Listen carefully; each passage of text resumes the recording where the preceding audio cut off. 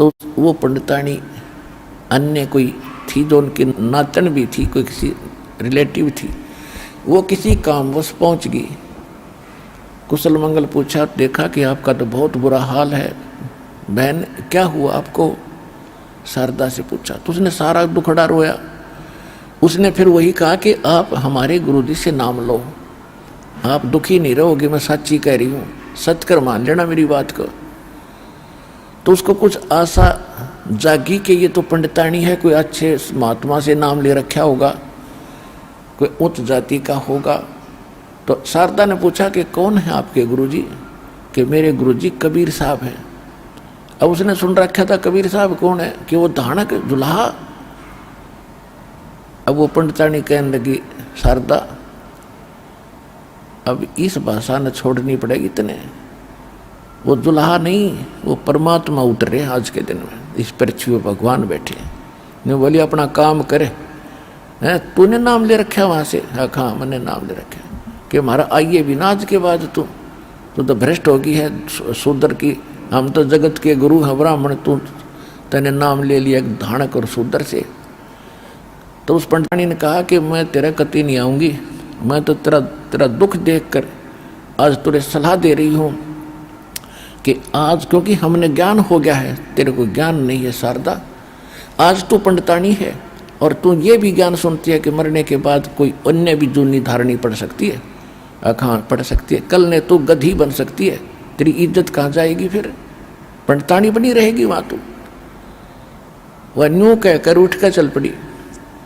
इस बात से जख्मी तो वह होगी कि बात तक कटेगी है, ईब भुगतूंगी और आगे फिर गधी बनूंगी, और वह बताएगी कि इस परमात्मा की शरण मानने से दोनों दुख मिटेंगे तेरे, यहाँ भी सुखी होगी, अगला झंझट भी मिटेगा, सोच लेना।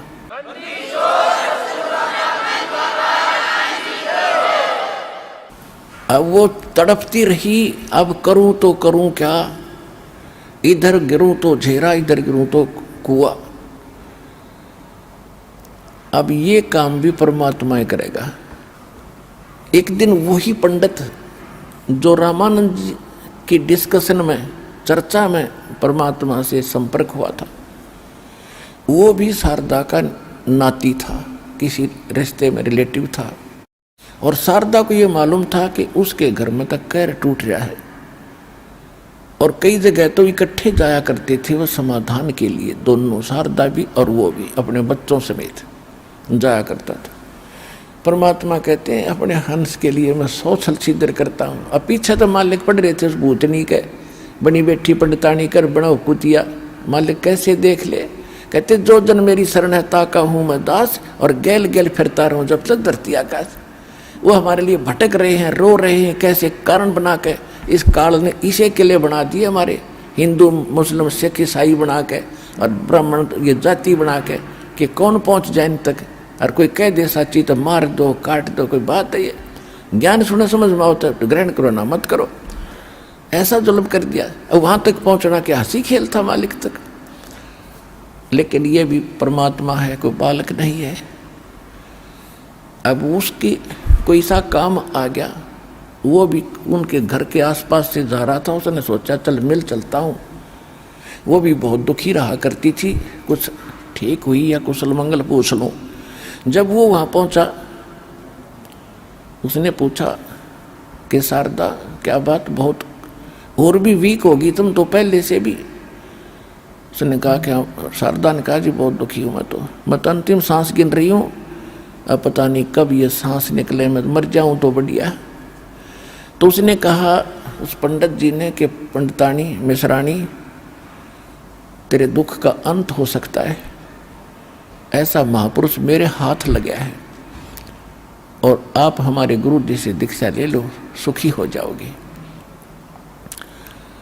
शारदा ने सोचा ये तो पंडित जी है और पहले भी मेरे साथ घूमता फिरता था। तो उसने पूछा क्या तुम बिल्कुल ठीक होगे कि सारे ठीक होगे? और एक रोटी के मोहताज बने फिरे थे, आज मेरे सारे सुख दे दिए मालिक ने। अब वो बैठ गई चारपाई पर, बात बनेगी जब ये परिवार सुखी हो गया, आज इसका चेहरा खिला दिखाई दे मुझे, जो उस दिन मुझे मिला करता उस दिन क्या हालत थी इसकी। तो उसको ये भी था कि ये किसी पंडित या किसी अच्छे संत उच्च जाति से ही संबंधित रहा होगा। तो शारदा ने पूछा कि कौन है आपके गुरुजी, मैं नाम लूंगी। जब आप ठीक हो गए, आपका परिवार स्वस्थ है, तो मेरा भी दुख अंत हो सकता है, मुझे कुछ आशा जगी है। आपके गुरुजी कौन है, कहाँ है, मुझे ले चलना उसके पास। तो उन्होंने बताया कि मेरे गुरुजी है कबीर परमेश्वर, कबीर साहब। वह फिर लेट गई। वो दानक कबीर। तो पंडित जी बोला, मिश्राणी भूल जाए इन बातों को, वो परमात्मा स्वरूप हैं।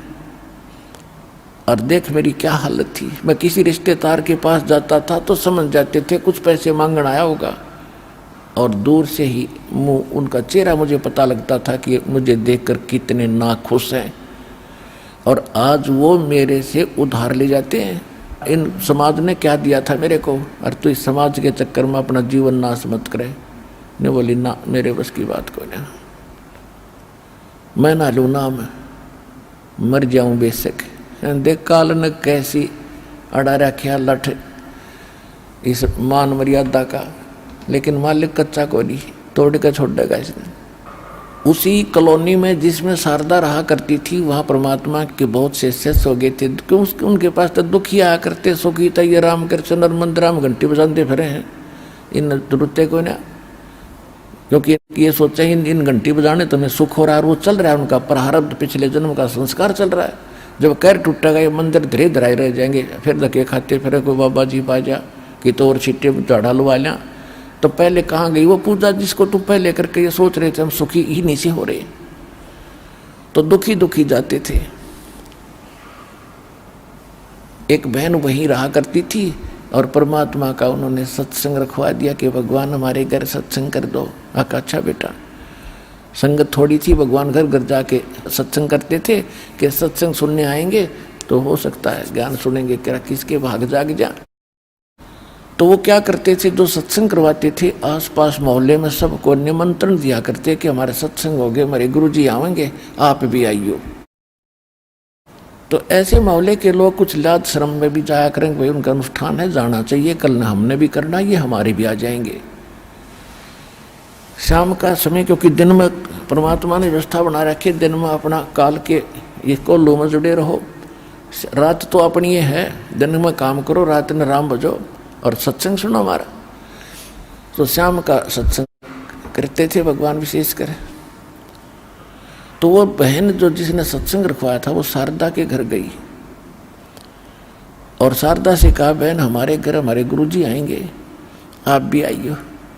और आप तो बहुत दुखी हो, आप नाम लेकर देखो पंडितानी, देखिए फिर गुण गाया करेगी। आज आपने दुल्हा दिखाई दे सही, ये परमात्मा आई हुई है, परमात्मा के तुल्य है।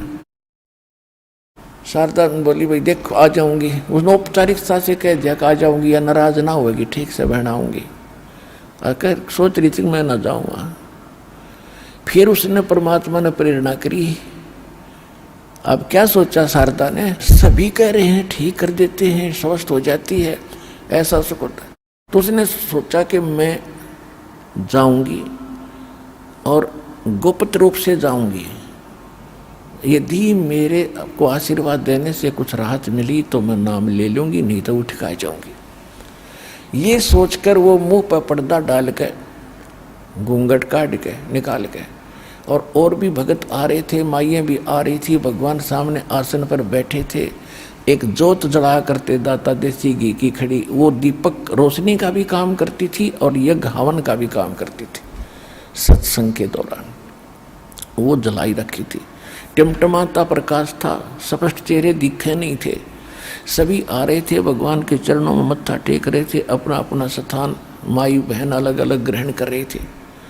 अब शारदा भी आई मुंह पर घूंघट डाल कर कि अड़ोस पड़ोस वाली ना पहचानने या पंडितानी आएगी। और जैसे मत्था टेक रहे थे चुपके से वह भी मत्था टेका। परमात्मा ने सिर पर हाथ रखा और कहा कि सर्वानंद की माँ, आज दानक के चरणों में क्यों कराएगी तू, आज दुल्हाए के पास क्यों कराएगी तू, कैसे आएगी, तेरी इज्जत का नाश हो जाएगा। के कहोगे देख उसका मुंह पर्दा न्यू करके देखो भाई सर्वानंद की माँ है। परमात्मा बोले पंडितानी। अब परमात्मा ने जो ही हाथ रखा था उसी समय उसका जैसे टनों वजन हट गया वो सिर पर तय, और जो पीड़ा को घसीट रही थी वर्षों से वह छू मंतर होगी एकदम।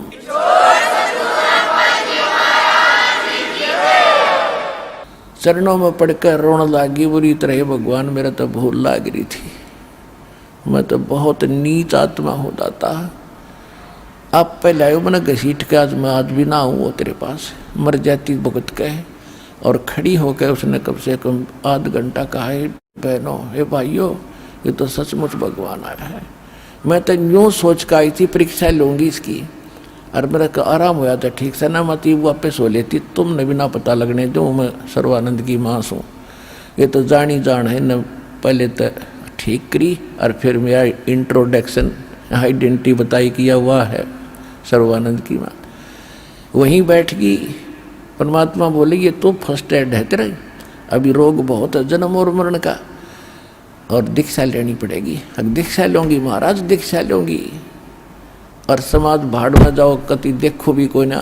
मेरा तो नाश हो गया था। क्यों भगवान के सामने आकर आत्मा जाग जाती है, और मन पापी जो बकवाद करता, सांसारिक परंपराओं के निर्वाह करने के लिए विवश करता, ये काल का एजेंट है, वो भाग जाता है भगवान के सामने।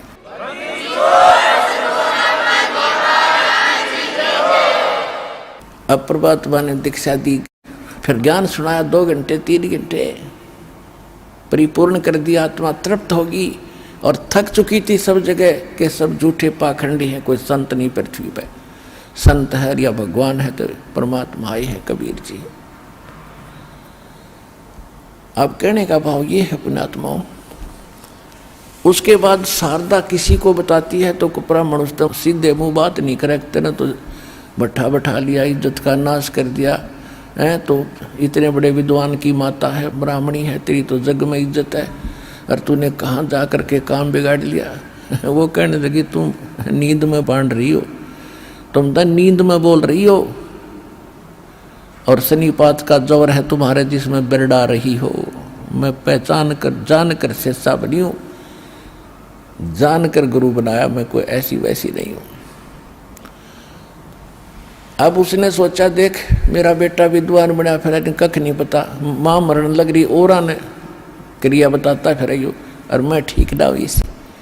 फिर उसको, क्योंकि आत्मा बेटे की तरफ, माँ की बेटी की तरफ बहुत होती है। अब उसने ज्ञान से पता लग गया कि विश्व में किसी के पास ज्ञान नहीं, कोई भक्ति ठीक नहीं, यो भी बकवाद करता फिर है बेटा। आज जो ब्राह्मण है कल कुत्ता बनेगा, निकम्मा। ओए होए,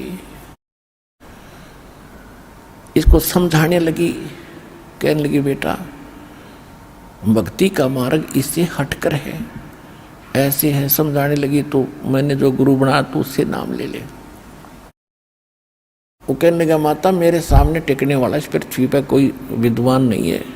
और उसने क्या किया कि सब विद्वानों को पराजित कर दिया था। इसलिए वो सर्वानंद ये चाहता था कि मैं अपना नाम ही सर्वजीत रखवा लूँ। सर्वजीत,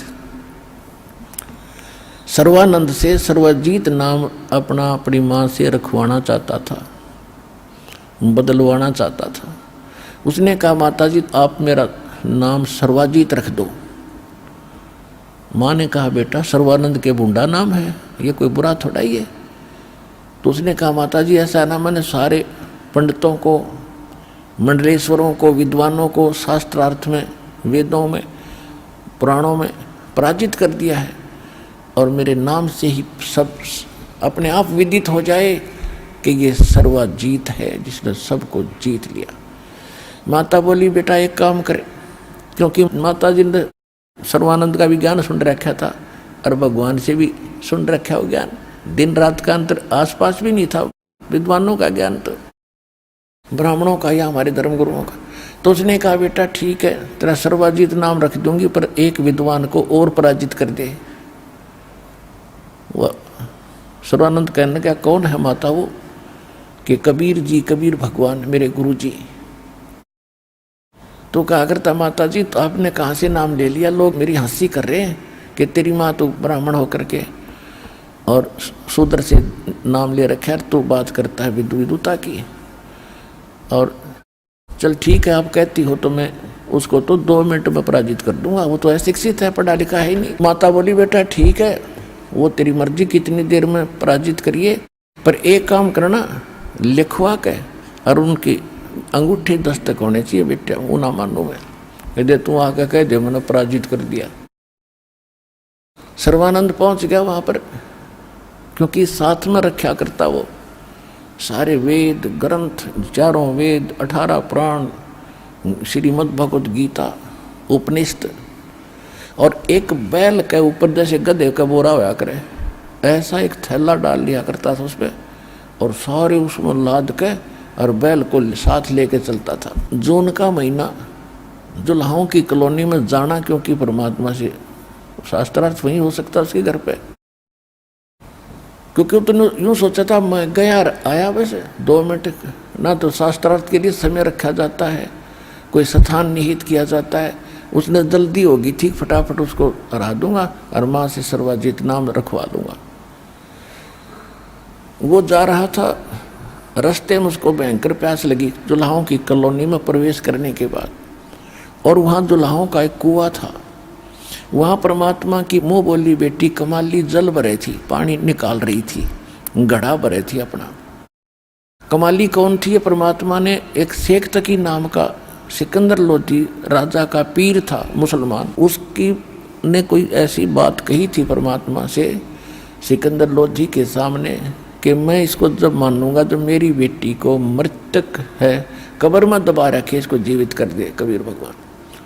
तो परमात्मा ने कई हजार 20-30 हजार व्यक्ति इकट्ठे हो गए थे, उस समय कब्र फड़वा के और उस कमाली बेटी को जीवित किया था। कई हजारों की संख्या में कबीर साहब के शेष हुए थे इस चमत्कार को देखकर। तो उस लड़की को परमात्मा ने कहा था जा बेटी अपने पिता शेख तकी के साथ। तब लड़की ने कहा था 1.5 घंटे प्रवचन करे थे कि हे जनता के लोगों, बहनों और भाइयों, ये अल्लाह अकबर है। मैंने भी इनकी 4थे जन्म पहले इनकी शरण प्राप्त हुई थी और उस समय मैंने 4 वर्ष इसकी भक्ति की थी इनकी, मुझे सारी याद आ रही है। फिर मैंने छोड़ दी थी, उस भक्ति के कारण मुझे 4था जन्म मिला था मनुष्य का, और वो भी बस इतना ही था जितना मैं भोग चुकी थी। 13 साल की आयु में मैं मर चुकी थी, अब मुझे अन्य योनि में जाना था, पशु पक्षियों के शरीरों में। और इन्होंने आज मुझे पुनः धर्मराज से छुटवा के मेरा जीवन दान दिया है। ये अल्लाह अकबर है, ये पूर्ण परमात्मा है। और शेख तकी आपने अपना जीवन नाश कर लिया, कर्म बिगाड़ दिए पिताजी, तो नकली आदमी है। और मैं आज मुझे अपना असली पिता मिल गया, अपने असली पिता के साथ रहूंगी, इस नकली रिश्ते तो मैं जा चुकी थी। तो वहां कई हजारों ने दीक्षा ली।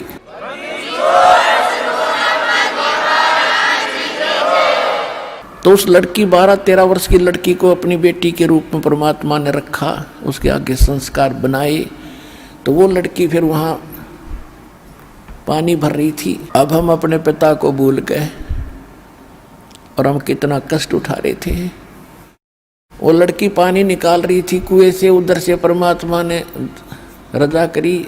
सर्वानंद को इतनी गजब की प्यास लगी जैसे 5 मिनट जल ना मिले तो मौत हो सकती है। उसने जल्दी जल्दी कहा कि बेटी जल पिलाना, प्यास लगी है, लो महाराज पी लो।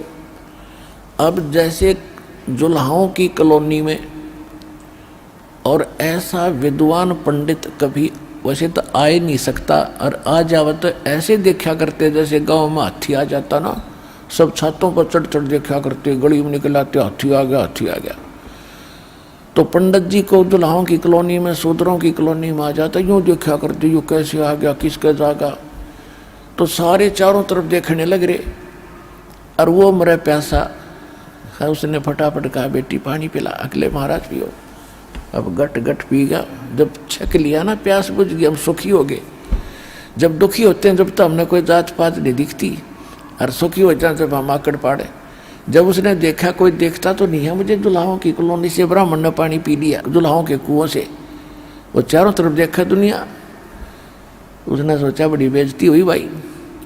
तो लड़की को धमकाता खुरकाता है, ए लड़की ये कौन सी जाति का कुआं है?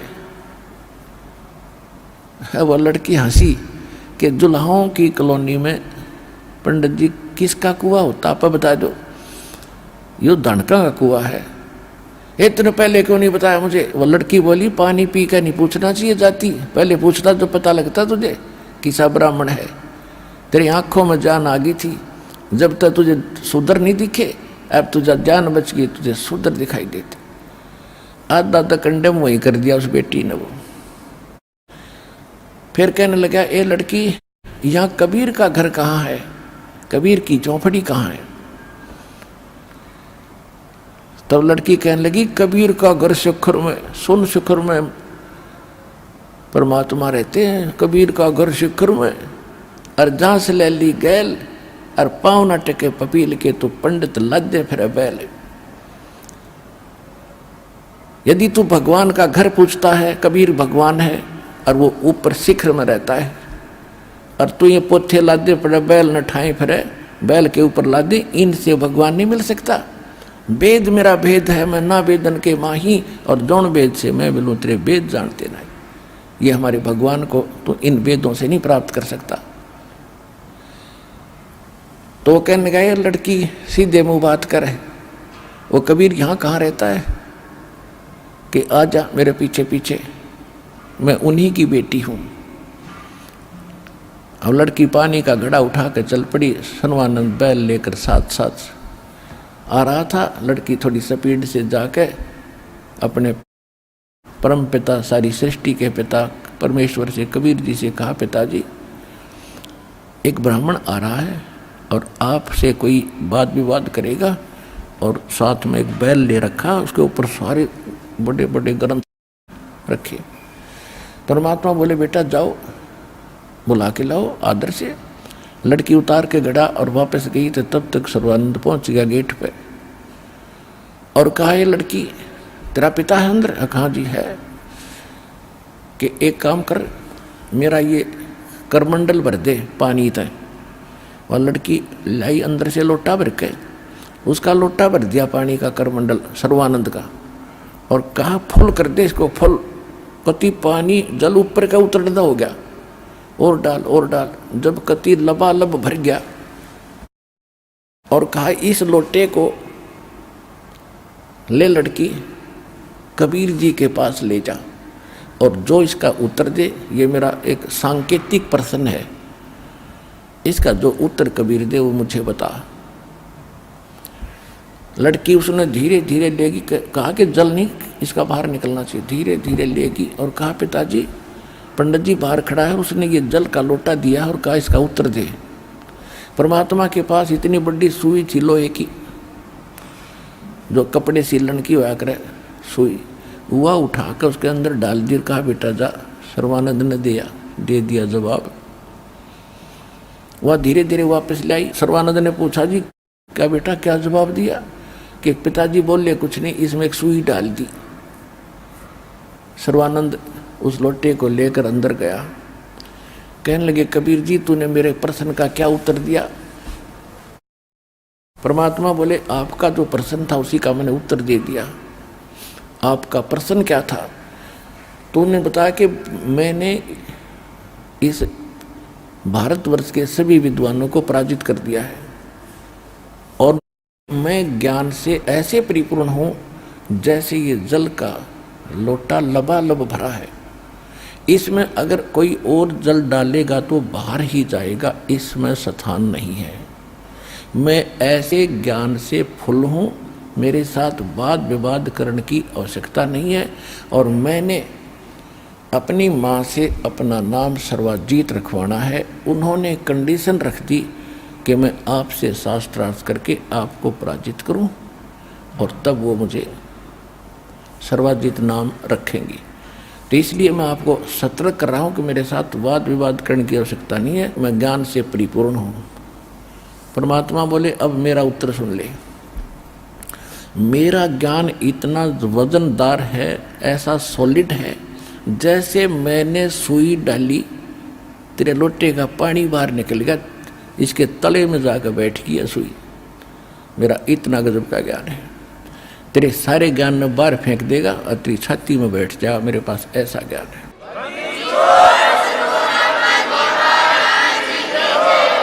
सर्वानंद जी ने कहा कि प्रसन्न करो।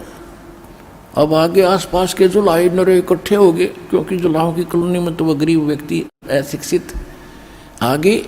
और विशेष एक खास बात होती है कि घर का जोगी जोगड़ा और बाहर का जोगी सद, एक आम बात है। कॉलोनी के लोग कबीर साहब को महत्व नहीं देते थे और बाहर के उस पंडित ने सोचा करते, न्यू सोच रहे थे कि आज कबीर को खूब हरा के जागा, यू बड़ा विद्वान आ रहा है और कबीर जी को आज देखना इसके छक्के छुटा के जाएगा पंडित जी। इसलिए सारे इकट्ठे हो गए, आसपास के गणे सैकड़ों की संख्या में। परमात्मा ने प्रश्न कहा कि कौन ब्रह्मा का पिता है और कौन विष्णु की माँ, शंकर का दादा कौन है, पंडित जी दे बता। कि मेरे प्रश्न का उत्तर दे, ब्रह्मा विष्णु महेश के माता पिता कौन है, इनका दादा कौन है। अब जैसा लोक वेद इन्होंने जनता में भर रखा था, ये तो अजर व अमर है, सर्वेश्वर है, स्वयंभू है, इनका कोई माता पिता नहीं, अजन्मा है। परमात्मा ने कहा कि देवी भागवत के 3 स्कंद का वो फलाना पृष्ठ उठा कर देख, 123 नंबर, उसमें क्या लिखा है।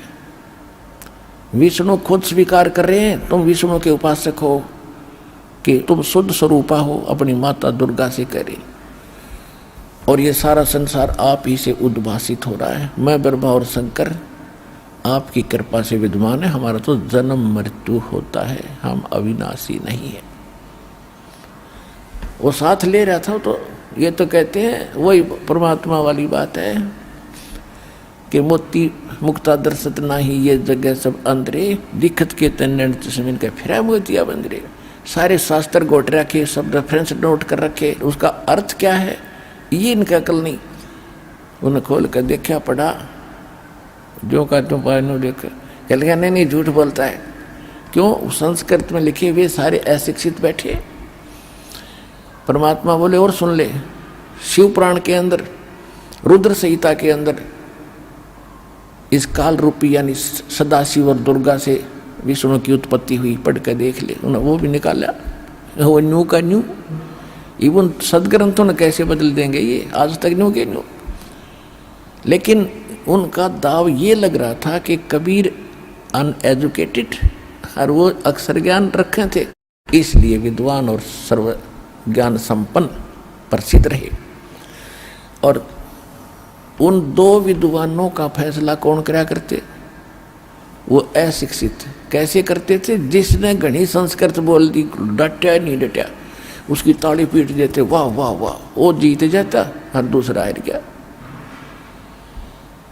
अब जब उसने सर्वानंद ने देख लिया कि बात तो सारी बिगड़ी पड़ी है, ये जो कह रहे सारी साची, पर दाव उसका न्यू लग गया कि ये क्या पता किसी ने इसमें क्या लिखा है। तो उसने संस्कृत बोलना शुरू कर दिया, कोई वेद मंत्र घोट रहा था, आध घंटे तक संस्कृत में बोलता रहा, डटा नहीं डटा।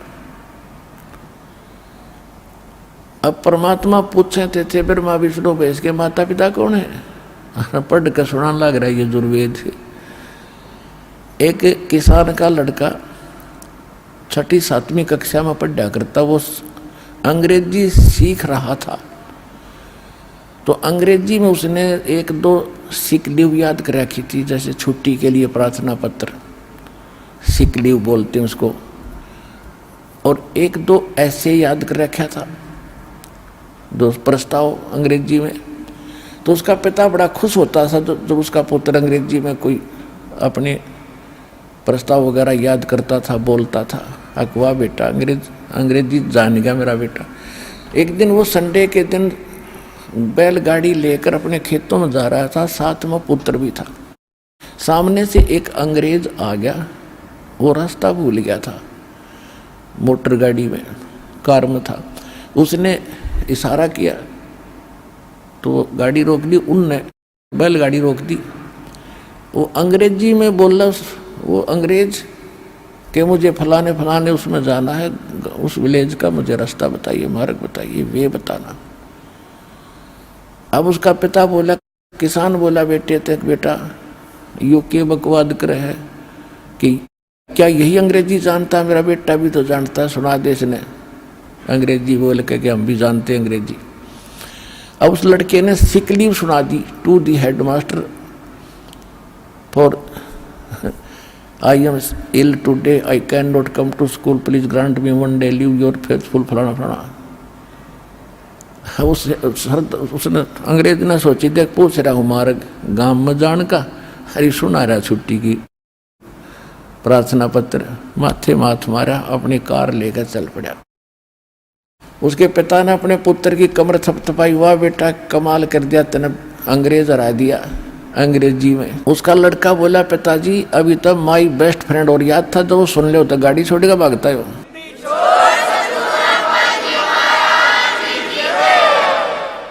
ये तो सिक लीव ते डर गया, 4 लाइन थी तो अगर वो सुना देता ना माई बेस्ट फ्रेंड तो गाड़ी छोड़ कर भाग जाता। तो कहने का भाव यह कि ये नकली प्रश्न कुछ और उत्तर कुछ, नाम ले वेद और गीता का नाम जाप देते हैं, हरे ओम हरे कृष्ण राधे श्याम सीताराम कृष्ण कृष्ण हरे हरे ओम नमः शिवाय। ये वेद और गीता में है कई मंत्र। वेद और गीता 2 ही शास्त्र हैं जो भक्ति और साधना के, बाकी ये पुराण है, ये तो महापुरुष ऋषियों के अपने अनुभव है। ये अगर वेदों से नहीं मिलते हैं तो यूजलेस है, हमें कतई नहीं, भक्ति के लिए नहीं चाहिए, साधना के लिए नहीं, ज्ञान ग्रहण करने के लिए सहयोगी अवश्य है। तो कहने का भाव ये है कि सर्वानंद ने वह सिक लीव सुना दी, संस्कृत बोलेगा बोलेगा, डटा नहीं डटा। तो तब उस समय सारे दुल्हाओं ने ताली पीट दी, वाह सर्वानंद, जीत गया सर्वानंद। कबीर साहब बोले, भाई ठीक है आप जीत गए, मैं हार गया, बोल क्या चाहता है तू? कैसे नहीं, मेरी माता ने कहा कि लिखवा के लाना उससे। अब लिख ले भाई, मैं तो शिक्षित हूँ, अंगूठा ला दूंगा। सर्वानंद जी ने लिख लिया कि शास्त्रार्थ में सर्वानंद विजयी हुए और कबीर साहब पराजित हुए, हार गए, और कबीर साहब का अंगूठा लगा लिया। आके आ गया अपना तुरंत। उसकी माँ ने कहा कि बेटा हो गया तेरा काम? कहाँ हो गया माता जी? कोई लिखवा के लाया तू? हाँ लिखवा के लाया हूँ। कि सुना पढ़ के। उसने पढ़ के सुनाने लगा, उसमें लिखा पाया कि शास्त्रार्थ में सर्वानंद हार गया, कबीर साहब जीत गया।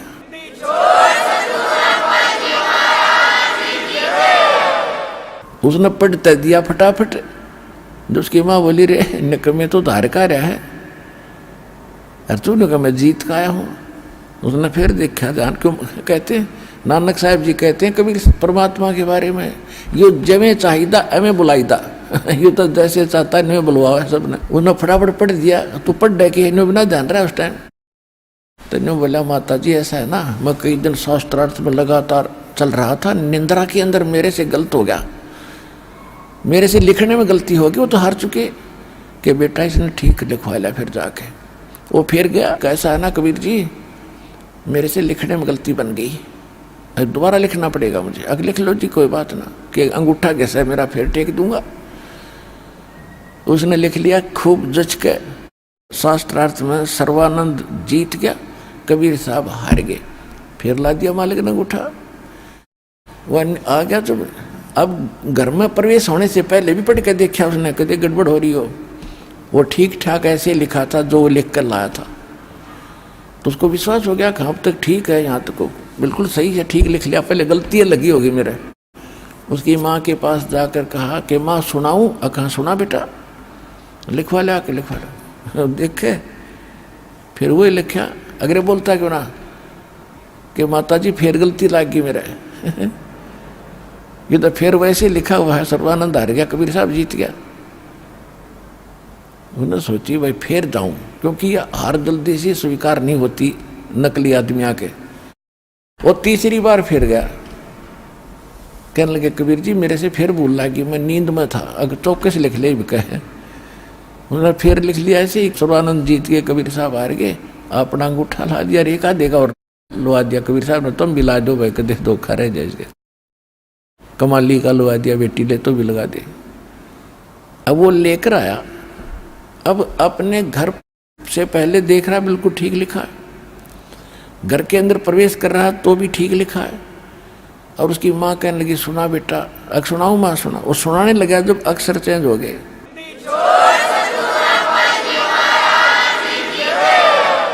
अक्षर चेंज हो गए और बैठ गया न्यू का न्यू बाई कति।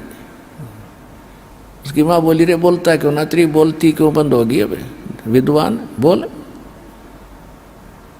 न्यू बोला माँ पता नहीं क्या चक्कर है, लिख कर लाता हूँ ठीक, यहाँ कर पता नहीं कैसे हो जाता है। न्यू बोली बेटा ये अक्षर ये नहीं बदले उसने, सच्ची बता तू हार काया है। कहाँ हार काया हूँ मैं, कति हार काया हूँ माँ। अरे मेरा भी दिल डिग गया जब यो चमत्कार देखा वो। उसकी माँ बोली बेटा यो भगवान है, तेरा चौंध लागी ब्राह्मण कुल में जन्म होते। अरे कितने दिन रहेगा तू विद्वान औरों को सुनाता फिर कि किसी भी योनि में जीव जा सकता है। पिछली कथाएं सुनाते हो तुम, टटीरी तक की कहानी सुनाते हो। तेरी अगला जन्म बेटा बहुत बुरा होगा और मैं देख नहीं सकती अपने बेटे की दुर्गति। और जाकर बेटा नाम ले ले, मेरी आत्मा ठंडी करना चाहता है तो। कहने लगा माँ जाऊं कैसे, शर्म आवे मेरे को, तू साथ चल मेरे। कहाँ बेटा चल चलूंगी। जब जाकर उसका रोग कटवा के लाई पंडित जी का कि नाम जो मेरे बेटे ने महाराज कल्याण करो तेरे पुत्र का। अब सर्वानंद ने नाम लिया।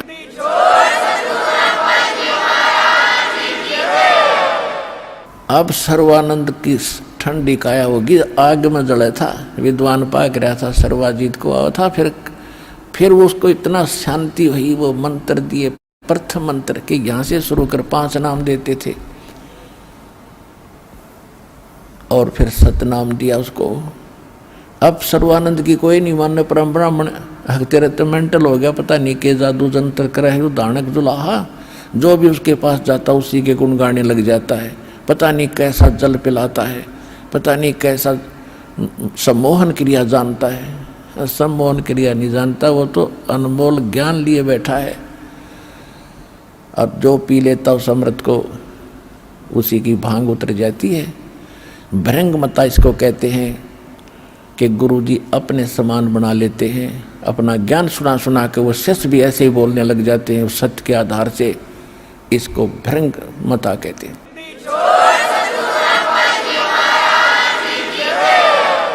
अब पुण्यात्माओं इतने सुख दिए भगवान ने।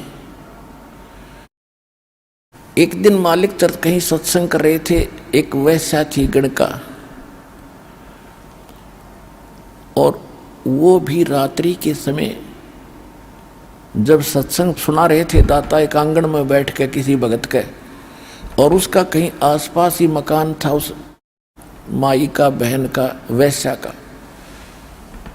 अब उसने रात्रि के समय परमात्मा की कथा चर्चा सुनी अपने महल में कि भक्ति बिना ये दुख होता है, भक्ति बिना ये दुख होता है, इस जीवन में ऐसा अपना प्रारब्ध भोग रहे हैं, अगला जन्म बहुत बुरा होगा, पशु योनियों में जाना होगा। अरे भले पुरुषों, मनुष्य जीवन तो परमात्मा ने भक्ति के लिए दिया है, तुम कहाँ बर्बाद कर रहे हो। तो उस लड़की के मन में एकदम खटक लगी, क्योंकि आत्मा तो भगवान की है, कसाई की भी आत्मा परमात्मा की है, लेकिन संस्कारवश कोई बुरे कर्म में वो लग गया, वो दुर्भाग्य है। और संत उसी को कहते हैं जो इन कर्मों से छुड़ा के और सतमार्ग पर लावे। चाहे कोई कितना ही पाप कर चुका हो, भगवान के पास तो पावर है, कितना ही पापी हो उसको साफ करेगा और फिर मोक्ष दे देगा। लाल का कोई खराब नहीं होता। लाल अगर टट्टी में गिर जाता है, कीचड़ में गिर जाता है, जौहरी को मालूम होता है कि इसका कुछ नहीं बिगड़ा, इसको साफ करूंगा और जेब में डाल लूंगा, करोड़ों का है। तो हम इस संसार के पाप कर्मों के कीचड़ में पड़े हैं। ये लाल है आत्मा परमात्मा की, वो जो कितना ही गंदा हो रहा है उसको तुरंत धो कर सत्संग रूपी जल से और अपनी जेब में डाल लेता है।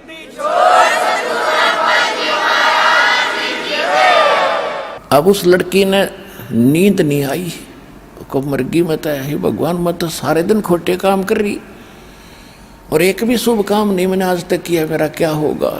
कांप गई आत्मा। और वो लड़की नहा धो के स्नान करके सत्संग में आकर बैठ गई। अब परमात्मा सत्संग सुनाने के बाद वो लड़की खड़ी होकर बुरी तरह रोने लगी। उसने अपना परिचय आप बताया। परमात्मा बोले कौन है बेटी, क्यों रो रही है, क्या दुख है तुझे? कि हे मालिक, मैं महापापणी और दुष्ट औरत हूँ, मैं इस सभा में आन जोगी भी नहीं हूँ, लेकिन मैं रोक नहीं सकी आपके ज्ञान को सुनकर। क्या मेरे जैसी दुष्टा का भी उद्धार हो सकता है? परमात्मा ने कहा बेटा,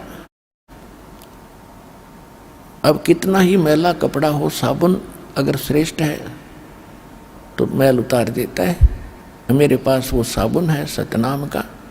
कोई कितना ही पापी हो, यदि गंदा कपड़ा साबुन और जल के टच में नहीं आओगा तो साफ कैसे होगा? क्या बात है बेटी, बता कौन है तू, क्या दिक्कत है? तो उसने बताया जी मैं वैसा हूँ, गणका हूँ, और आज मैंने आपका ज्ञान सुना दाता, मैं रोक नहीं सकी अपने आप को, और क्या मेरा भी पापने का उद्धार हो जाएगा? होया पड़ा बेटी, आत्मा जागी, नाम जाप कर और बुराई दे छोड़ बेटी, भक्ति कर, हो गया पार। वो सुप्रसिद्ध वैश्या थी उस नगर की, मालिक ने नाम दे दिया। अब वहाँ सैकड़ों की संख्या में भगत बैठे थे, माई भी बैठी थी। परमात्मा ने दीक्षा दे दी।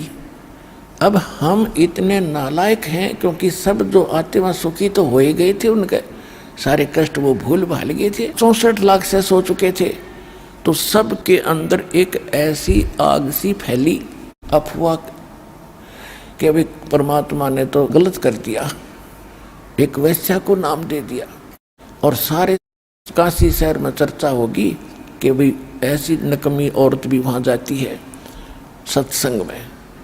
सब जगह उन्होंने ये सब अपनी भक्तों में सब जगह फैला दी। अब जब वो सत्संग में आने लगी, क्योंकि जिसने देख लिया कि मेरे तक घने खोटे कर्म से, वो तो साबुन और जल को ज़्यादा प्रयोग करता है, वो ज़्यादा सत्संग में आने जाएगी। तो सत्संग के संगत के अंदर एक फुसर होने लगी। उस लड़की को खुरकाने लगे निकम्मे सी टाइप के, कि तू यह मत आया कर, बेइज्जती कराओगी गुरु जी की, यह मत आया कर, तू दुनिया तुझे जानती है जैसी है। अब वो जा कैसे वहाँ से, उसका तो बात बिगड़ गई और किधर ठिकाना नहीं। उसने एक दिन मालिक से अर्जी लगाई कि दाता मैं कहाँ जाऊँ अब? क्या बात बेटा? कि यहाँ आती हूँ तो ये कुछ भक्त आपके भाई कहते हैं तू यहाँ मत आया कर, तूने सारे चर्चा का विषय बना दिया, गुरुजी की बेइज्जती करावेगी और ऐसे ऐसे। तो परमात्मा फिर सत्संग में ज्ञान सुनाने लगे, सामूहिक तरीके से बताया करते। भाई कुष्टी होवे संत बंदगी कीजिए, हो वैश्या के विश्वास चरण चित दीजियो। अरे भले आदमियों, यदि कोई अपराधी है, यानी अगर वो सत्संग में आवे ही नहीं गा तो वो कैसे छोड़ेगा अपराधों को? अब मैला कपड़ा है, जल से टच नहीं होगा, साबुन नहीं लगेगा तो कैसे स्वस्थ होगा?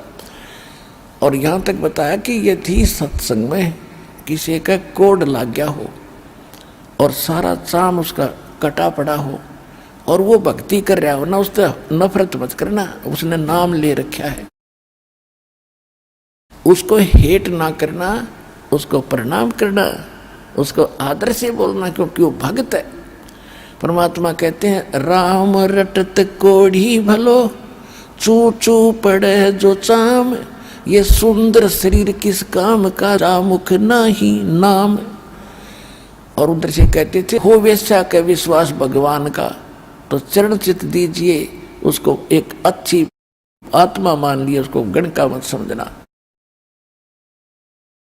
अब जैसे गीता जी अध्याय नंबर 9 के श्लोक 30 में भी लिखा है कि अर्जुन, अति से दुराचारी व्यक्ति भी यदि सच्चे दिल से भक्ति कर रहा है तो उसको महात्मा तुल्य मानना चाहिए। ठीक है, कभी ना कभी बुराई छोड़ देगा, गलती होगी कि इंसान पे हो जाती है, और अगर इस मार्ग पर आएगा नहीं, लगेगा नहीं, तो वो बुराई छूटेगी कैसे? बहुत बार दाता ने कहा, लेकिन हम इतने ढीठ हैं, अपनी सोच न ऊपर रखें, फिर भी ऐसे सुर होती रही। परमात्मा ने सोचा कि इन जो 64 लाख का ये झुंड मेरे साथ लग गया, इनको सुख हुआ, इनका सुख हुआ तो ये मुझे भगवान मानते रहे। आज मैं कह रहा हूं, इनका असर नहीं हो रहा। तो परमात्मा ने सोचा सुर क्या लिया, सुसरिये कह दूं। रविदास जी जो थे कबीर साहब के बहुत निकट रहते थे। रविदास जी चमार जाति से थे, परमात्मा जुलाहा जाति से थे। वैसे तो जाति तो हमने बना रखी है, तो महान आत्मा थे, पर जिस कॉलोनी जिस ग्रुप में रहते हैं वो नाम सहम तय पड़ जाता है, कोई बात नहीं, जैसे भी। तो उन्होंने कहा, रविदास जी बहुत विश्वास करते थे भगवान की एक एक बात पे। रविदास जी से कहा कि एक हाथी ला किराए पे एक दिन खातिर, और केवल हाथी लाना, पहलवान की जरूरत नहीं, आप उस हाथी के पहलवान बन जाना, यानी ड्राइवर। और उस लड़की को कहा, बेटा तू डेली आकर सत्संग में, तुझे कोई रोक कर मना बताना। वह आगे आकर बैठा रहे मेरे पास, तेने बाहर को बकवास कर देगा नालायक। तो वह रोज आती, सब आगे बैठाते भगवान और ज्ञान सुनाते बेटी को। उसकी आंखों में तो आंसू पड़े, क्योंकि वो तो सुखी हो गए थे, जिन बकवाद भागी वो तो अभी ताजा दुखी थी। तो एक दिन उसने कहा, बेटा तू कल ऐसे करना, पूरा हार श्रृंगार करके और मेरे साथ चलना। का अच्छा महाराज, आपकी बेटी कहीं ले चलो। परमात्मा ने, कबीर साहब ने एक बोतल के अंदर गंगा जल भर लिया, जैसे वाइट वाइन होया करे, सफेद कति शराब देसी हाथ काट के बना करते पहले, ऐसी लगे। और हाथी पर बैठ के आगे रविदास जी हाथी न चलाने वाले, और बीच में रविदास का आगे नमो, वो लड़की बीच में, और कबीर साहब उसके पीछे लड़की के, और उस लड़की के कंधे पर हाथ रख लिया और बोतल ले लिया हाथ में, ढक्कन खोल कर ला लिया मुंह, और कहा भी इसने उस मेन बाजार में काट दे। इस हाथी ने वहां ले चल, तो काशी का मेन बाजार है जहाँ ज्यादा भीड़ है। रविदास जी ने हाथी वहीं से निकाल दिया, और कबीर साहब लोग गंगा जल पी में, और लड़की के कंधे पर हाथ धर कर नो कर रहे। अब जो देखे वो ये 100 गाड़ दे कि हम पहले कहा करते वहाँ एक वैसा ऐसी गंदी औरतें जाती हैं, देखो रे दुल्हा भ्रष्ट हो गया, देखो आज सच्चाई ऊपर आ गई, लोगों देखो सारे काशी के लोग उमड़े पड़े। अब जो परमात्मा के शिष्य थे उनको वो काशी वाले लोग कहने लगे, आ जाओ दिखाऊं थारे कारनामे तेरे गुरु जी के। अब देखो यो क्या हो गया, हम कहा करते ना पहले। तो मूर्ख क्या कहते हैं कि मैं तो कभी कभी जाया करता, मन्नत नाम नूम छोड़ दिया था पहले ही। कोई कहता मन्नत तो ये झंडू ले जाया करता, मैं तो वैसे कभी कभी जाता था। यानी सारे के सारे 64 के 64 लाख इस घटना से ऐसे गए जैसे पलड़े से मेंढक कूद जाया करे। परमात्मा सत्संग में सुनाया करते थे, रे मूर्ख आदमियों, जब तुम्हारे पैर टूट रहे थे तब तो मैं भगवान था, आज मैं मूर्ख हो गया। एक वैसा को साथ बैठा कर अपनी बेटी को ज्ञान सुना रहा हूँ, आज भगवान नहीं रहा। तो परमात्मा ने उनकी वह फड़क निकालनी थी और उनकी परीक्षा करनी थी, तुम कितने विश्वासी हो और कितना भगवान को पहचान पाए हो। हम इसी बात में मार खाएंगे, हम भगवान को भगवान नहीं समझ पाए, और जब तक हम परमेश्वर कबीर साहब को भगवान नहीं समझकर डट कर भजन करेंगे, इतने पार नहीं हो सकते। लेकिन मालिक दयालु हैं, वो तो दयालु हैं, उनको मालूम था कि ये चार्ज कर दिए जितने चाहिए थे, भक्ति इनकी करवा दी, प्रथम मंत्र का जाप करा दिया, और अब ये खालो धक्के पार तो ये हो नहीं सकते जब ये ऐसा घटना इनके मन में, क्योंकि वो श्रद्धा बनी नहीं। गुरु मानुष कर जानते ते नर कहीं है अंध, ओहे दुखी संसार में फिर अग काल के फंद। जब तक हम गुरु को भगवान के इक्विवेलेंट नहीं मानेंगे तब तक मोक्ष नहीं हो सकता। अब जहां भी देखो सारे हाहाकार मच गई। अब क्या हुआ, उधर से घूम घाम कर सारे बाजार में वह लड़की, परमात्मा ने फिर क्या किया कि जा बेटी तू तब अपने घर में भी आता हूँ, तेरे पास ही आता हूँ मैं, तेरे उस ठिकाने पे। अब क्या किया दाता ने, एक अर्जुन सर्जन नाम के 2 शिष्य थे, वो मक्का मदीना गए हुए थे, वो मुसलमान थे, उनके शिष्य हुए थे और कति समर्पित थे परमात्मा पे 100%। वो घर त्याग के और उनका नाम भी मालिक, उन्होंने कहा था हमें ये मुसलमान नाम बदल के ये सिंपल नाम रखो कोई हमारा। तो अर्जुन और सरजुन नाम उनका रख दिया था। वो शिष्य बन गए थे और शादी नहीं करा रखी थी उन्होंने। तो जब वो वापस आए तो सभी ने, सब वहाँ से आग लग रही, सब जगह चर्चा का विषय यही। तो अर्जुन सरजुन को उनके गुरु भाई मिले कि गुरु जी कहाँ हैं? कि गुरु जी बैठे हैं भाई वैश्या के घर पे। क्या मतलब? कि गुरु जी का तो भाई बुढ़ापे में दिमाग चल गया, उम्र घनी होगी, और वैश्या के से संपर्क में आ गए। वो तो शराब पी कर सरयाम हाथी पर घूम रहे थे। अर्जुन सरजुन के यह बात दची नहीं रहे, मूर्खो तुम बात क्या कह रहे हो?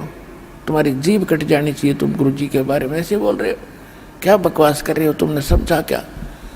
ने बोला सच्ची बात ना तो जाके देख ले। हाँ, परमात्मा ने देखा था कि दो और रह रहे, इनको परीक्षा लेनी है, पता था आने लग रहे हुए। तो उन्होंने वो जाकर देखा, परमात्मा बैठे बाहर आंगन में चारपाई पे, लड़की बैठी साथ में नीचे, और उसके दोनों पैरों पे मालिक पैर रख रखे, और वह चरण दबा रही अपने पिताजी के, गुरु जी के। उसके दोनों साथलों पर पैर रखे बैठे, वो पैर दबाने लग रही। अपने आत्माओं यही मार खाते हम। अब जैसे दास, इस दयानंद था, महर्षि दयानंद, इसके विषय में एक बड़ी कथा सुना करते। बड़ा ब्रह्मचारी था और ज्ञानी था, परम आत्मज्ञानी था। उसकी एक हिस्ट्री देखी, उसमें लिख रखा था कि ये बाबा जी रूप में बैठा था, साधना कर रहा था, और एक माई ने आकर इसके चरणा का हाथ लगा के माथा टेक दिया। कहते वो एकदम उठ गया और ऐसे कांप गया सारा, और जंगल में चला गया। 3 दिन तक एक मंदिर में, उजाड़ मंदिर में बैठा रहा। जब उसका मन शांत हुआ, इतना और त्यागी बैरागी और इतना औरतों से दूर भागता था। अरे बड़े आदमी, आत्मज्ञानी कह सकते ऐसे व्यक्ति को। जैसे सांग होया करते, सांग गांव में, और उसमें पहले क्या था, लड़के ही लड़कियों का रोल करते थे। लड़कियों जैसे अंग आर्टिफिशियल लगा करके वो लड़की का रोल करके डांस करते थे। एक नया लड़का दूसरे साथी के साथ सांग देखने चला गया। वो देख कह रहा कि देख कितनी सुंदर लड़की, कैसा बढ़िया डांस कर रही है। वो दूसरा कहता है लड़की नहीं लड़का है, ये नई लड़की है। तो श्याम ने जहाँ वो रुके हुए थे जिस धर्मशाला में, वहाँ ले गया वो साथी, उस नए साथी ने।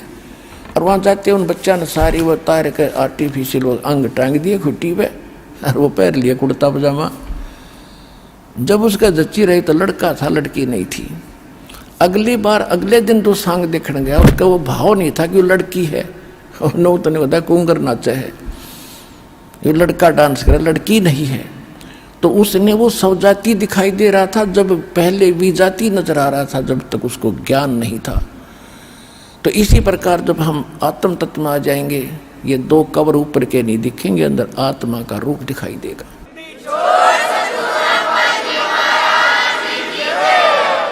तो अर्जुन सरजुन जब देखा, एक बार तो आगे निकल गए, नो देख के अगर सच्चे भाई तो साड़ा बैठ गया।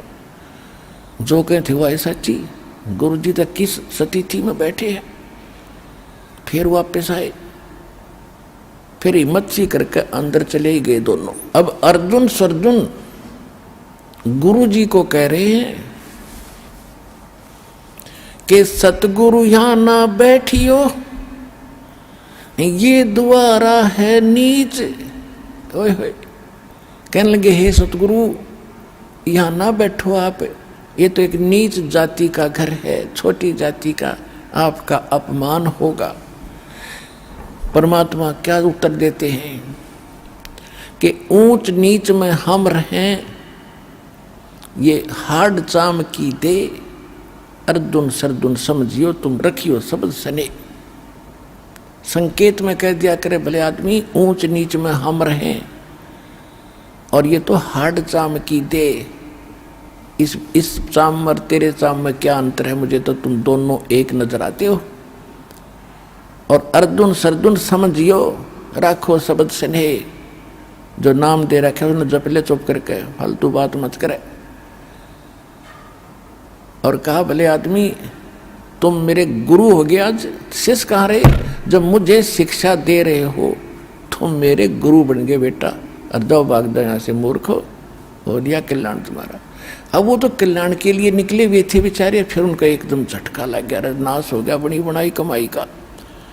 चरणों में गिर गए, वहीं पर हे परमात्मा हमारी तो बुद्धि खराब कर दी, सारा संसार बकवास कर रहे आपके बारे में, वो तो गुंडा हो गया वगैरह, भले आदमी हो। परमात्मा बोले फिर तुमने मुझे क्या जाना।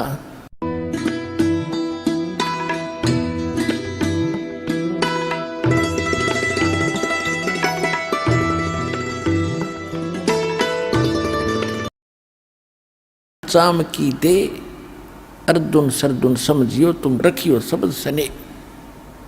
संकेत में कह दिया करे भले आदमी ऊंच नीच में हम रहें, और ये तो हार्ड चाम की दे, इस चाम और तेरे चाम में क्या अंतर है, मुझे तो तुम दोनों एक नजर आते हो। और अर्जुन सरदुन समझियो राखो शब्द सने, जो नाम दे रखे उसने जप ले चुप करके, फालतू बात मत करे। और कहा भले आदमी तुम मेरे गुरु हो गया, आज शिष्य कहाँ रहे? जब मुझे शिक्षा दे रहे हो तुम मेरे गुरु बन गए बेटा, और दो भाग दो यहाँ से मूर्ख हो लिया कल्याण तुम्हारा। अब वो तो कल्याण के लिए निकले हुए थे बेचारे, फिर उनका एकदम झटका लग गया, नाश हो गया बनी बनाई कमाई का। चरणों में गिर गए, वहीं पर हे परमात्मा हमारी तो बुद्धि खराब कर दी, सारा संसार बकवास कर रहे आपके बारे में, वो तो गुंडा हो गया वगैरह, भले आदमी हो।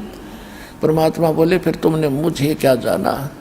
संसार की बात में आकर तुम ऐसे मेरे से दूर हो गए तो फिर खाक भगत और के देखा तुमने, तुम तो साथ रहो, समाज को तो मैंने तुम्हारी फड़क निकालनी थी, ये बकवास करा करते थे, एक लड़की आती है फलानी, क्या समझा तुमने मैं इतना जितना गिर गया, और तुम मुझे इतना निकम्मा मान बैठे, जो जब तुम भगवान दिखाई दूँ था तुमको, तेरे सौ सुखों थे।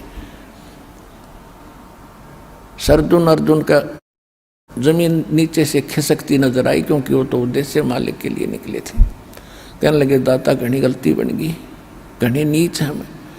और ये उनको पता लग गया था कि फिर ऐसे संत सतगुरु मिले ना मिले, और फिर जन्म होगा ना जाने कब होगा, या तो गई हाथ ते डोर छूटे भगवान, बात बिगड़ेगी। चरणों में पकड़ कर बुरी तरह रोए, वहीं पर है परमात्मा कोई विकल्प बताओ दाता। परमात्मा बोले भाई ईब तुम्हारा इस शरीर से वो बात नहीं रह सकती बेटा, कितनी बात बना ले, आपका वो भाव नहीं बनेगा, क्योंकि आपके अंतःकरण में वो मलिनता घर कर चुकी है। अब मेरे इस शरीर से तुम्हारा कल्याण नहीं हो पाएगा। अंडरस्टूड है। कहते हैं ये धागा प्रेम का मत तोड़ो चटकाए, और टूटे से फिर मिले नहीं, और मिले तो गांठ पड़ जाए। गुरु शिष्य का नाता इतना गजब का होता है, इसमें दोष आ गया तो फिर बात बनेगी नहीं जल्दी सी। इसको कति गुरु परमात्मा तुल्य होना चाहिए, परमात्मा में दोष नहीं हो सकता। हम अपने दोष दूसरों में देखते हैं। जैसे एक चोर किसी एक नेक आदमी के घर पे चला गया, वो नेक आदमी तो सो गया, उसको खाना खुना खिला गया, क्यों अपने जैसा जाने था नेक आदमी यात्री है, रात्रि में पैसे निकाल कर चला गया। और एक उसी चोर के घर कोई एक नेक व्यक्ति यात्री बनकर आ गया, रुक गया, उसने भी खाना खिला कर चोर ने उसको सिला दिया, वो सो गया ठाठते, और चोर सारी रात जागता रहा कि कहीं रात ने चोरी ना कर ले जा, क्योंकि वो दोष चोर में था, उस महान आत्मा में नहीं था जो यात्री था। अब वो कहने लगे परमात्मा हमारा कल्याण कब होगा। तब उन्होंने कहा कि संवत 1774 में एक मेरी आत्मा छुड़ाड़ी में जन्म लेगी, और जब वो जन्म लेगी तब मैं वहां आऊंगा और उसको मिलूंगा, और उससे फिर तुम दीक्षा लेना जब तुम्हारा कल्याण होगा। अब वो अर्जुन सरदुन वो तो संवत 1575 में परमात्मा से शरीर चले गए। फिर उन्होंने कहा कि भगवान हम इतने समय तक कैसे रह पाएंगे इस शरीर में। तब उन्होंने कहा कि भाई मेरा आशीर्वाद है तुम्हारा शरीर बना रहेगा। अब उन्होंने क्या किया कि जब संवत 1774 निकट आई तो वो यहाँ खरकोदा के पास एक अमायूपुर गांव है। खरकोदा जिला सोनीपत के अंदर एक अमायू गांव है। उस अमायू गांव में आके और किसी भगत के यहाँ रहने लगे। काफ़ी वर्द शरीर हो गया था, लचर पचर। और फिर उन्होंने वहाँ रहने लगे कि भाई, उन्होंने क्या बताया था कि दिल्ली से 30 मील लगभग पश्चिम की ओर वहाँ मैं आऊँगा। गांव नहीं बताया था जब तक। और वहाँ तुम्हें आप कारण बन जाएगा, पता लग जाएगा। तो वो हमायूपुर गांव में रह रहे थे। और जब परमात्मा गरीबदास जी को मिल चुके थे और उनको सब परिचित करा दिया था, फिर ऐसी प्रेरणा करी उनके सपने में दिखे दाता अर्जुन और सद्दुन को कि अर्जुन और सद्दुन तुम छुड़ानी जाओ, वहाँ मैंने तुम्हारे दीक्षा की व्यवस्था कर दी है। छुड़ानी गांव में जाओ। अब वो सुबह उठे, दोनों ने एक दूसरे से बता के आज तो भाई गुरु जी दिखे थे और छुड़ानी गांव बतावे थे, वहां कोई आए हैं और उनसे दीक्षा लो। उसका नाम भी बताया, गरीबदास नाम है उनका। उन्होंने जिस भगत के वो घर पर रहा करते थे उनसे पूछा भी यहाँ कोई छुड़ानी गांव है। उसने बताया जी है छुड़ानी गांव, एक छोटा सा गांव है और यहाँ से थोड़ी दूर है, यानी 30 किलोमीटर होगा। 30। तो बोला भाई एक काम कर दे बेटा। दोनों कहने लगे आज तक आपने हमारी बहुत सेवा करी है, एक अंतिम काम और कर दे, हमें छुड़ानी छोड़ दे। उसने बैठा के अपनी बैलगाड़ी में उन दोनों को और वहाँ छुड़ानी जा छोड़ा। छुड़ानी जाके पूछा कि गरीबदास कौन है। उधर से परमात्मा ने प्रेरणा गरीबदास में की थी।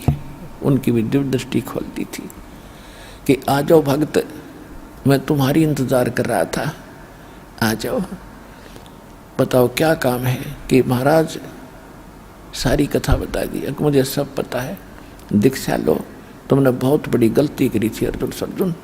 भगवान पर, संत पर, भगवान के तुल मानना चाहिए। कहा जी बस गलती घनी बन गई, उसी का भोग रहे हैं। उन्होंने नाम लिया, मैंने 2 महीने वहाँ रहे, वहीं शरीर छोड़ के दोनों उनकी समाधि बना रखी थी। अब तो आप फोड़ फाड़ दी छुड़ानी। तो पुण्यात्माओं, उधर से क्या हुआ कि कबीर साहब के पीछे सारा काशी के लोग पीछे पड़ लिए।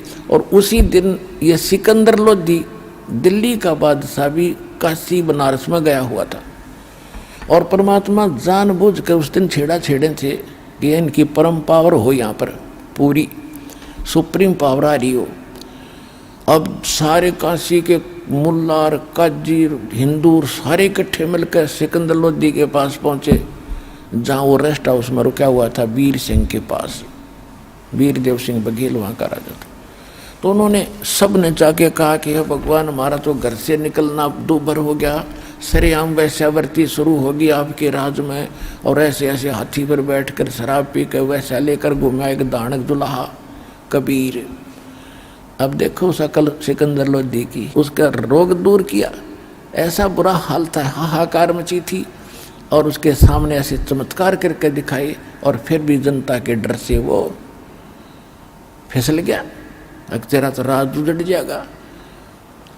अब कहीं ऐसा ना हो जनता सारी भड़क जा।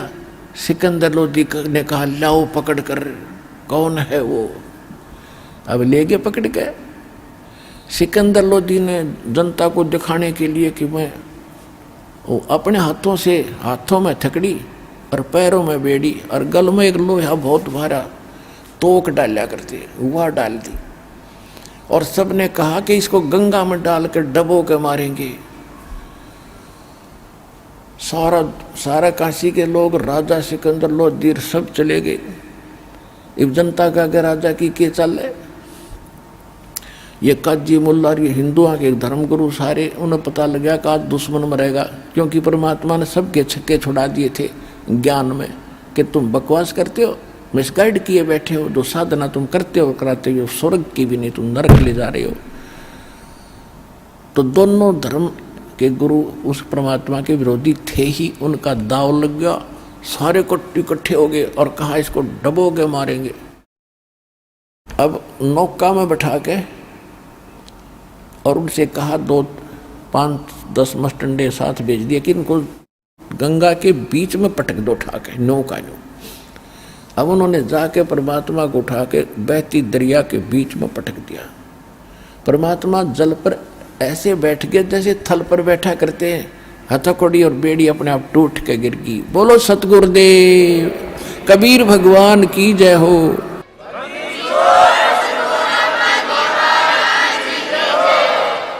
अब वो नौके न्यू बैठे जब और नीचे गंगा जल नो चक्कर काटता हुआ चल रहा है। अब वो नौका वाले तो बुला लिए, तुम आ जाओ वापस। फिर लगे उनको पत्थर मारो, इसका खूब पत्थर मारे। पत्थर कहाँ जाए इतनी दूर सेंटर में। फिर कहने लगे गोली मारो इसका। राजा ने आदेश क्या को कहा कि गोली मारनी पड़ेगी। अब राजा डरता, ठीक है गोली मारो। गोली मारे, तीर मारे, एक निजा मालिक की तरह कहते उड़े नू हो जाओ ऊपर को। फिर कहने लगे भाई नई बात बनी, तोब लाओ तोब। तोब के गोले और 12 घंटे मालिक पर बरसाए, नीचों ने आंख नहीं खुली। 4 पहर 12 घंटे तोब के गोले नो दागे गए। वो कभी तक गंगा से बाहर जा पड़ा किसी सरोवर में, या वहीं फंस होकर वहीं गिर जा। अकल नहीं आई ठिकाने। अरे मूर्खो तोब के गोले और फ्यूज होने लग रहे, एक नहीं जा रहा। फिर भी आंख ना खुली के कबीर इज गॉड।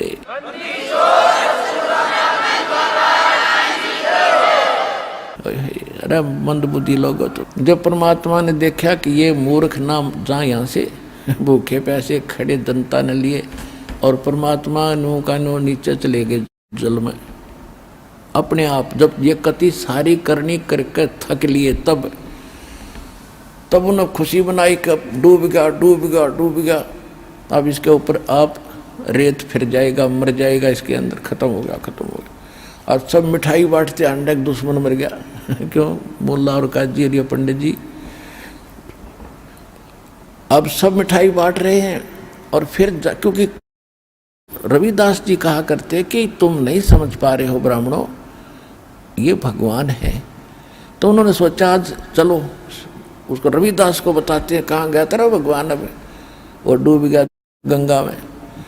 रविदास की झोपड़ी पर गए ढोल ढाल बजाते हुए, मिठाई बांटते हुए। और एक ने जाके कहा कि कहाँ है वतराज भगवान? वो डूब गया जो गंगा में। रविदास जी बोले वो बैठा, देख आ जाओ, देखो ये बैठा। बोलो कबीर भगवान की जय हो।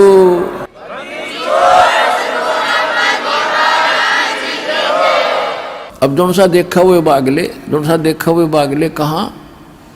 सिकंदर लोधी के पास के महाराज वो तो मरा नहीं।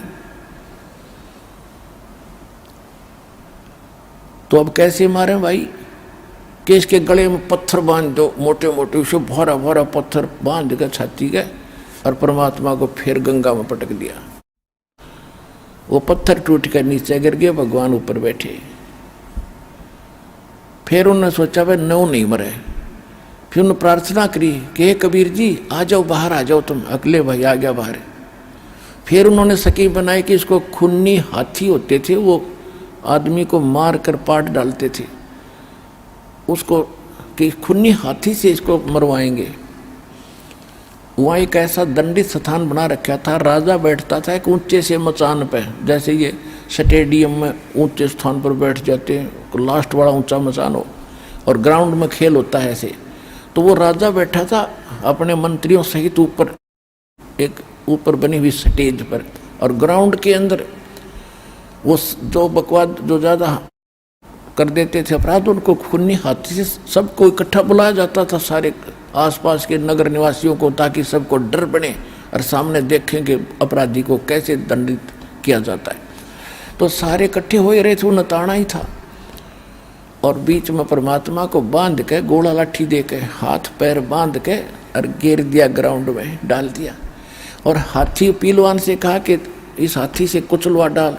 हाथी को शराब पिला दी, मदमस्त कर दिया, और पीलवान ऊपर बैठ कर उसको परमात्मा की तरफ लाने लगा। जब थोड़ी सी दूर पर रह गया हाथी, परमात्मा ने शेर का रूप बना लिया। शेर को देखकर हाथी की चंगाड़ मारे और लीद कर वापस भाग गए, मुंडी धुन धुन गए। अब पीलवान उसका वो मारे अंकुश, अब तेरी नौकरी गई। जब उसने दोबारा, जब हाथी को दिख रहा था शेर, परमात्मा ने सोचा कि यो इस प्राणी को पीलवान घना दुखी करेगा। परमात्मा ने उसको भी दिखा दिया सिंह का रूप, पीलवान को हाथी जो चला रहा था। जब उसने शेर देखा कि बस झपट्टा मारने वाला, वो तो इतना डर गया, हाथी तो नीचे गिर गया, हाथी की तजा भाग गया और पीलवान कहीं पड़ा।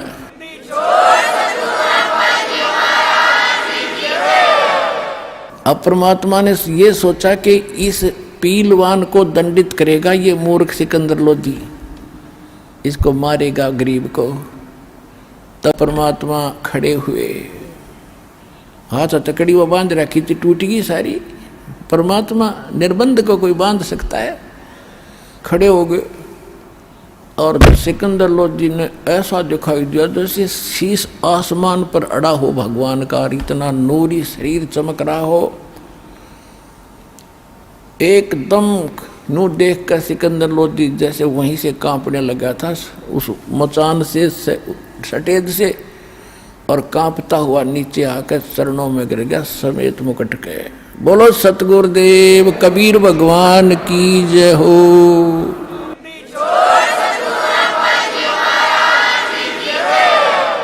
अनंत कोट ब्रह्मांड का एक रति नहीं भारे, सतगुरु पुरुष कबीर हैं ये कुल के सिरजनहारे। गुरु मानुष कर जानते ते नर कहिए अंधे, ओए दुखी संसार में फिर आग काल के फंदे। तो पुण्यात्माओं, जो गलती हमसे पहले बन चुकी हैं उन फाउल पॉइंटों को आपको इसलिए बताया जाता है कहीं फिर मार ना खा जाओ या बात बिगड़ जाएगी। परमात्मा कितने दयालु हैं, उन 64 लाख को चार्ज करके यहाँ 2 प्रकार से विमुख होते हैं भगवान से, गुरु से। एक तो गुरुद्रोही बन जाते हैं, जो गुरुद्रोही बन जाते हैं, गुरु की निंदा करते हैं सब जगह जा करके, उनको तो असंग जन्म तक मनुष्य शरीर नहीं मिलेगा, वो भक्ति तो खत्म उनकी हुई हुई। एक वैसे ही भोले भाले जैसे थोड़ा सा झटका लगा, बुराई नहीं करी और विमुख हो गए समाज के डरते, के जवाब जाएंगे। गुरुद्रोही नहीं बने, विमुख जरूर हो गए, तो उनकी भक्ति बनी रही, जिस कारण से वो 64 लाख ही आप हो। मालिक ने इतना चार्ज कर गए कि ईब आपको मनुष्य जन्म होते हुए आ रहे हैं, मनुष्य जन्म होते हुए आ रहे हैं, और वो तड़फ भगवान की आज भी विद्यमान है। अब सबसे पहले सतलोक आश्रम बरवाला जिला हिसार में वो 64 लाख आवेंगे जो कहीं कहीं पटक रखे काल ने, और उसके बाद पूरे विश्व के कलम चढ़ावाएंगे, सबका बेड़ा पार होएगा। बोलो सतगुरुदेव।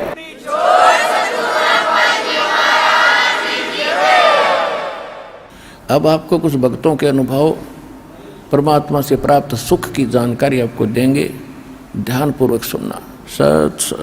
नमस्कार सर। साहेब भगत जी। क्या शुभ नाम है जी आप जी का? मनोहर दास। सर कहाँ से आए हैं आप? जिला चित्तौड़गढ़, राजस्थान से। सर क्या काम करते हैं आप? खेती का काम करते हैं। सर परम संत सतगुरु रामपाल जी महाराज की शरण माने से पहले आप कौन सी भक्ति करते थे? पहले ये 3 लोक के देवताओं की भक्ति करते थे, और हर नवरात्रि में कुंवारी कन्याओं को भोजन खिलाना वगैरह, यही 3 लोक की भक्ति और पितरों की पूजा यही करते थे। तो जो आप 3 लोक की भक्ति करते थे, नवरात्रि रखते थे, उनमें कुंवारी कन्याओं को भोजन कराते थे और पितरों की पूजा करते थे, इस सब का आपको क्या लाभ मिलता था? कोई लाभ नहीं मिलता था और बहुत दुखी थे। सर परम संत सतगुरु रामपाल जी महाराज की शरण में आप कैसे आए? हर साल वैष्णो देवी जाता था। ये परमात्मा ने बोला कि मेले में केले चाहिए, मेले बड़ा मिला, पत्थर पानी पूजते कोई परम संत मिल जाए। तो इसी तरह से हम वैष्णो देवी जा रहे थे, तो रास्ते में वहाँ यहाँ आने वाले भगत जी मिल गए। उनसे ज्ञान चर्चा होने लगी। तो ज्ञान चर्चा में हमने बताया श्री कृष्ण जी, जैसे इन संतों से सुन रखा था वैसे ही बताया कि श्री कृष्ण जी सशरीर गोलोक धाम गए। उन्होंने कहा कृष्ण जी की मृत्यु हुई और उनका दाग भी हुआ है, उसी जगह वो द्वारिका में मंदिर बना हुआ है। फिर हमने बोला कि शिव जी अजर अमर और अविनाशी है। उन्होंने कहा देवी भागवत महापुराण के 3 स्कंद में 123 पृष्ठ पे आप देख लें, इन तीनों का जन्म और मृत्यु दोनों होती है। इसलिए उन्होंने कहा वैष्णो देवी मत जाओ और हमारे गुरुजी के वहाँ चलो। फिर मैंने कहा अभी तो वहीं जाएंगे, बाद में आपके वहाँ आएंगे, आप पता बता दो। तो उन्होंने फ़ोन नंबर दिया, वो फ़ोन नंबर भी हमसे गुम हो गया। फिर परमात्मा सदगुरु रामपाल जी महाराज की रजा हुई तो वहाँ पुस्तक सेवा वाले आए थे, उनसे ज्ञान गंगा पुस्तक मिली, उसमें नाम पता सब देखा, उसके हिसाब से फिर परमात्मा की शरण में आए यहाँ। से जो सत भक्ति परम संत सतगुरु रामपाल जी महाराज ने आपको दी है, उस भक्ति से आपको क्या लाभ मिला? उस भक्ति के लाभों को गिनने में लग जाए तो उनकी गिनती नहीं है। बहुत सारे लाभ हुए। पहला तो यह है कि मैं बहुत बीमार रहता था, मेरे पथरी की तकलीफ भी थी और प्रेत का चपेटी में भी था, प्रेत का चक्कर भी था। तो वो सारा यहाँ परमात्मा की शरण में आने के बाद में ठीक हो गया। और आर्थिक लाभ भी मिला है। पहले आर्थिक दृष्टि से भी कमज़ोर था, परमात्मा की रजा से ठीक है। सर जैसे अभी आप बता रहे थे कि पहले आप 3 देवताओं की भक्ति करते थे, वैष्णो देवी जाते थे, नौरते भी रखते थे, उससे आपको कोई लाभ नहीं मिला। उसके बाद आप परम संत सतगुरु रामपाल जी महाराज की शरण में आए और परम संत सतगुरु रामपाल जी महाराज ने आपको जो सत भक्ति दी, उससे आपको बता रहे हैं कि आपको शारीरिक जो आपको कष्ट था वो भी दूर हो गया और आपको आर्थिक लाभ भी मिला, आपके भूत प्रेत की समस्या भी दूर हो गई। तो सर भगत समाज को क्या संदेश देना चाहते हैं आप? भक्त समाज को संदेश देना चाहते हैं कि यहाँ सतगुरु रामपाल जी महाराज के रूप में पूर्ण परमात्मा आए हुए हैं, जो पूर्ण ज्ञान देते हैं, वही तत्व ज्ञान देते हैं जिसको गीता जी में बता रखा है कि आप उस परम तत्वदर्शी संत की शरण में जाओ, वो आपको उस परमात्म तत्व का ज्ञान देंगे। वो परमात्म तत्व का ज्ञान यहाँ सतलोक आश्रम बरवाला में सतगुरु रामपाल जी महाराज की शरण में आने से ही मिलेगा। यह मेरी भगत समाज से प्रार्थना है कि वो सतलोक आश्रम बरवाला आए और सत भक्ति का लाभ उठाएं। सत साहेब, धन्यवाद आपका, बहुत बहुत धन्यवाद।